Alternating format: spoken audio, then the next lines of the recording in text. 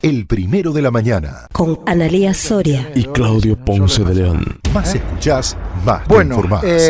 una de las polémicas de la semana tiene que ver con los índices de pobreza, ¿no? Hubo mucha polémica sobre el particular.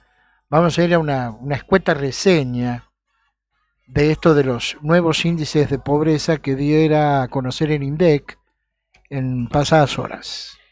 Según el INDEC, el índice de pobreza en la Argentina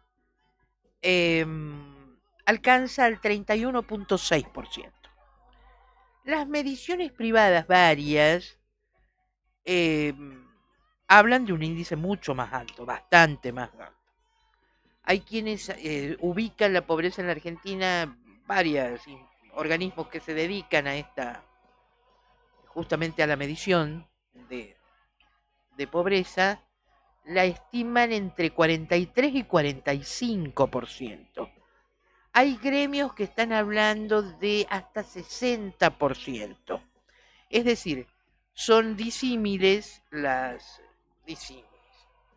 son algunas de las mediciones, algunas de las opiniones que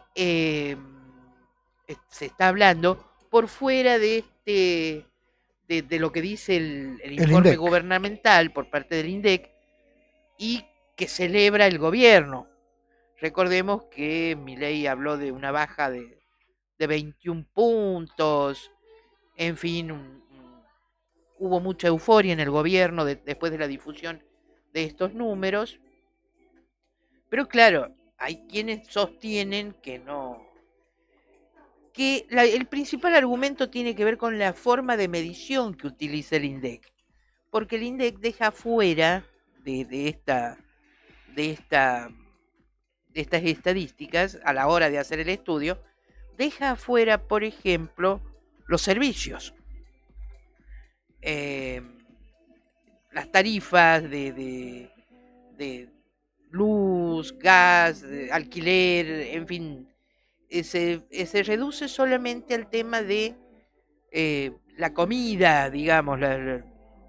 Así que por eso estas diferencias en los números. Correcto. Hay mucha polémica por eso. Yo creo que hay que consultar siempre a los que saben. A los especialistas. Claro.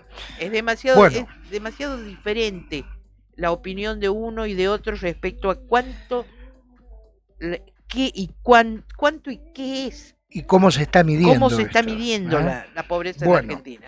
Son las 9:30. Vamos a hablar con uno de los especialistas en estas lides, como es el licenciado Eduardo Donza, que es sociólogo y es una pieza clave en el Observatorio de la Deuda Social, nada menos que de la UCA, ¿no? ¿Qué tal, Donza? Ponce de León lo saluda. ¿Cómo está usted? Buenos días, gracias por el contacto. Por favor, gracias a usted. Bueno, ¿cómo observa estos datos que diera a conocer el INDEC sobre la pobreza en la Argentina? Sí, a ver, uno podría comentar más o menos tres cosas, ¿no? Una que fue en línea con el comunicado que sacamos desde la UCA, ¿no? De cómo hubo cambios metodológicos, ¿no? Agregar algunas preguntas que focalizan más sobre algunos ingresos, porque no es que se le pregunta solamente en el cuestionario de la encuesta permanente hogares del INDEC, ¿no? Estoy hablando, estos son todos datos oficiales. No es que se le pregunta a una persona cuánto gana directamente, sino se le pregunta por cada actividad, si es asalariada o no asalariada, si tuvo horas extras, si tuvo un plus, ¿no?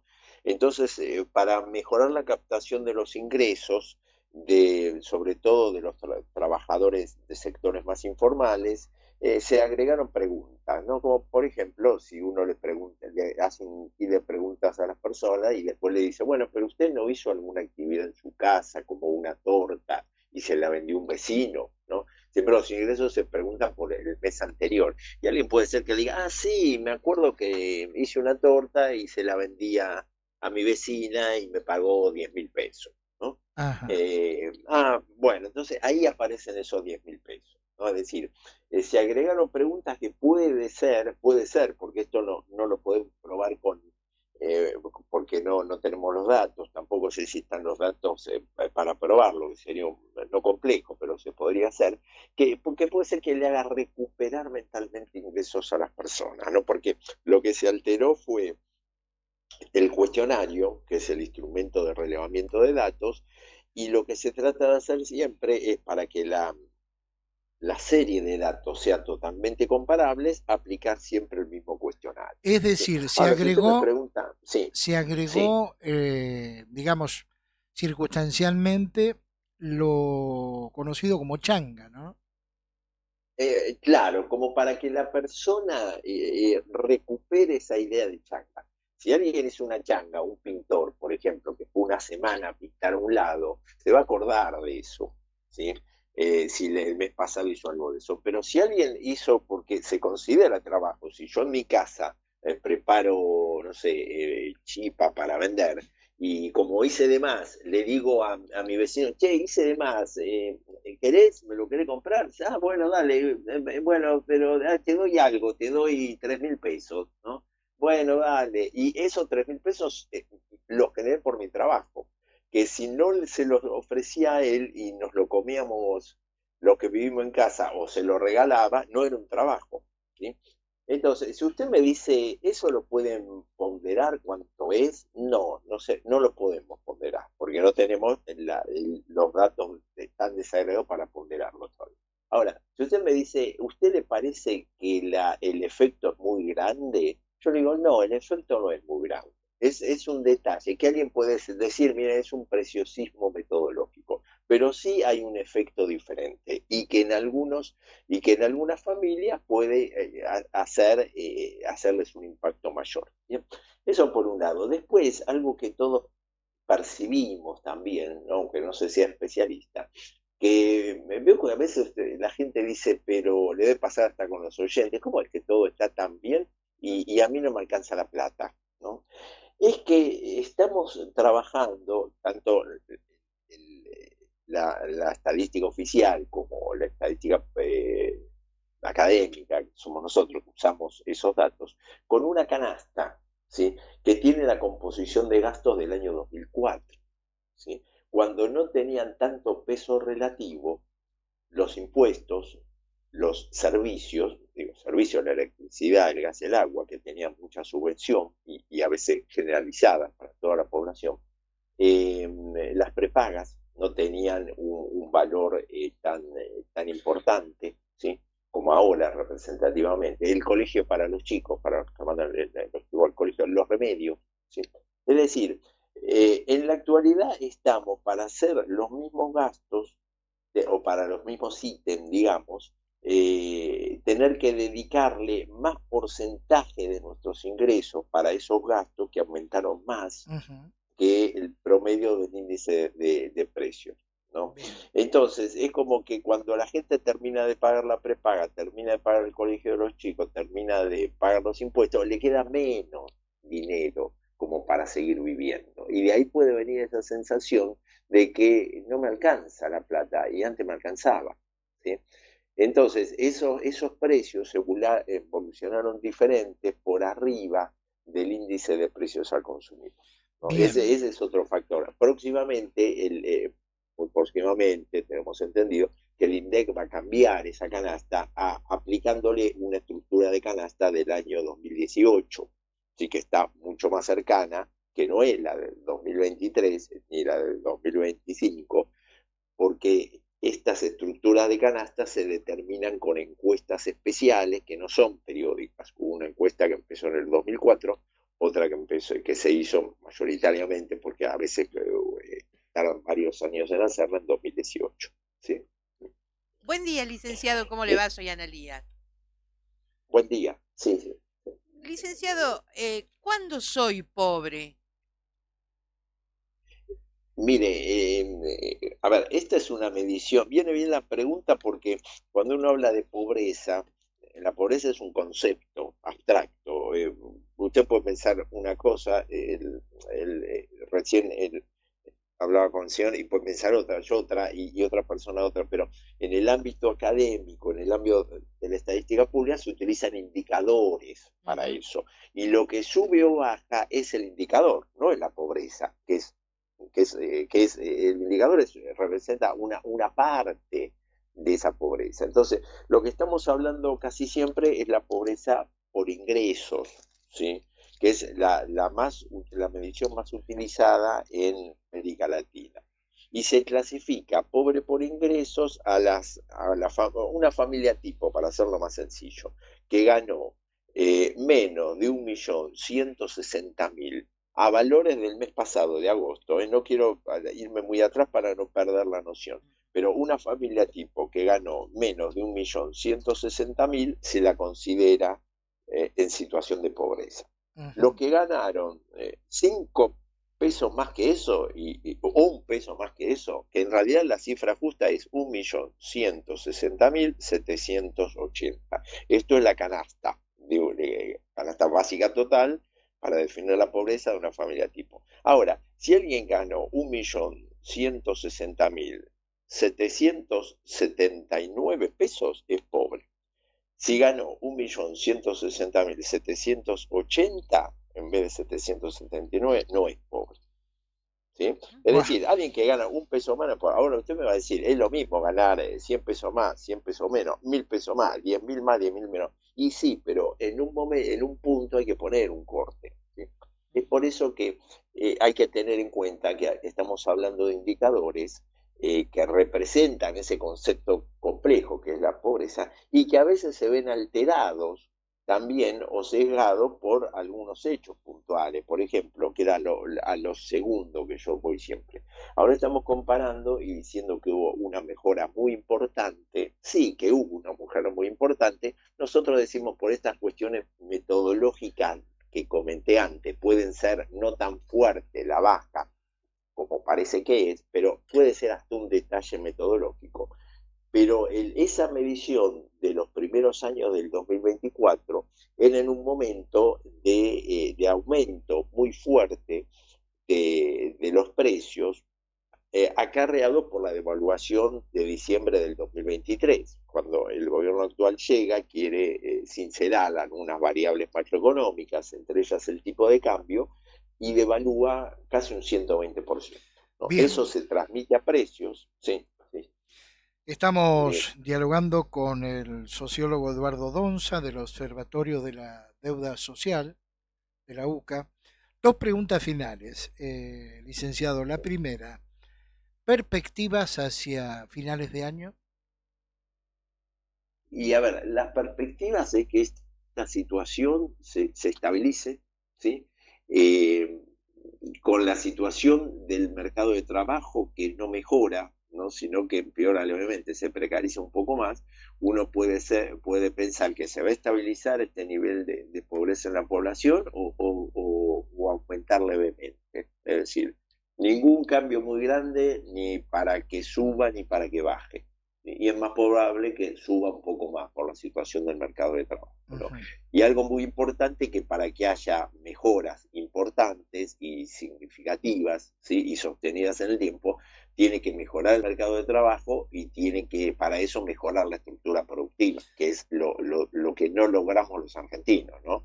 Que se generen más inversiones, que se genere más producción, que aumentemos el Producto Bruto, que podamos exportar y bueno, con esto, en el medio de ese proceso se genera más empleo de calidad y llega un bienestar a la población. Es decir, por último, si no hay productividad, si no hay un apostar a la producción, fundamentalmente a la producción nacional, no a la que importamos, con la timba financiera no hacemos nada. Sí, es clarísimo, es así. Adhiero totalmente. Los indicadores macroeconómicos pueden mejorar, pero la calidad de vida de la población pasa por otro lado, ¿no? Ujú. Y sobre todo lo que tenemos que hacer que no tenemos es el desarrollo de políticas de Estado consensuadas que apunten a la producción y al trabajo. ¿sí? Pero eso no lo vamos a lograr desde un gobierno o desde el sistema político, que ya es difícil llegar a un acuerdo, sino que se necesita la participación de los actores de la producción y el trabajo, Es ¿no? decir, Para concientizarse. para Sí. que le quede claro fundamentalmente a la gente que impacta o que sufre el impacto directo de esta problemática, donde en algún porcentaje el problema ha pasado a ser crónico en la Argentina, ¿no? El tema pobreza, marginalidad. Es decir, Estructural, puede claro. estar exultante el sistema financiero, un aumento desmedido en los bonos y todo lo demás, pero esto no le soluciona el problema a la pobreza. No le soluciona, y además, y como usted lo dijo muy bien, se dice que es una cuestión estructural, es decir, que ya casi es una tercera generación, porque esto desde hace más de 20 años, casi 30 años de esto, de que tenemos una parte de la población que puede ser ya superior al 25% de la población, de uno de cada cuatro que casi nació, vivió en una situación de pobreza y que sus padres también, ¿sí? Y entonces hace 25 años y cada vez es más difícil para esa parte de la población que salga adelante y que nadie se piense que es un problema de esas personas, ¿no? Porque es un problema de toda la sociedad y hay que hay que tener líneas de planificación del Estado y del país muy clara para que puedan salir adelante, y si se hace todo lo adecuado, tampoco es mágico, ¿sí? Sino que es un mediano y largo plazo. Muy bien, el licenciado Eduardo Donza con nosotros. Donza, muy amable, muy gentil por atendernos como siempre, ¿eh? Por nada, gracias por el contacto y que estén muy bien. Hasta cualquier momento. Bueno, de toda esta fiesta que se vivió lunes o martes, que finalmente todo se diluyó como agua entre los dedos, ¿no? Volvemos a roja cero, es decir, promesas. Pero de toda esta fiesta, aunque se consume, ¿no? Es decir, aunque se pase de la promesa a la realidad, a la gente que está en este estándar de pobreza y de indigencia no le cae nada, ¿eh? Es decir, pueden entrar 20.000 palos, puede entrar un swap por otros 20.000. Los Estados Unidos nos pueden comprar bonos, los bonistas estarían exultantes, porque imagínate, el tío Sam te está garantizando cobrar. Es decir, los mercados podrían volar, ¿no? Vamos todos pum para arriba. Eso es lo financiero. A la gente no le cae nada. No derrama nada. Por el contrario, la gente va a tener que seguir ajustándose porque el Estado va a tener que ajustarse y viene otro orden económico después de las elecciones, después vamos a hablar de eso, para poder pagar la fiesta que se dieron algunos que se llevaron los dólares. Es decir, no confundamos que los mercados vuelen, que aumenten las acciones, que los bonos recuperen su valor, no le cambia la vida a la gente de laburo, a la gente, a clase media, que ha pasado a ser clase media baja, o a la clase baja en materia de ingresos. No confundamos las cosas. Y digo esto porque hay mucha publicidad mentirosa, mucho verso, como el verso de que veníamos bárbaro y tuvimos que salir a pedir guita de nuevo porque nos patinamos 14.000 millones de dólares en 5 meses, regalando dólares. Bueno, de hecho el propio Trump lo dijo. Dijo, ¿cómo? La Argentina, que está gobernada por el mejor, ¿cómo va a andar pidiendo? Sí, fue una ironía. Claro, fue una un ironía chiste, de Trump. pero es la verdad. Si vos a mí si yo estoy tan bien, ¿por qué le tengo que pedir plata al usurero? Claro. Para que me auxilie para llegar al fin de mes. Pero no es solamente eso. Yo entiendo los movimientos, etc.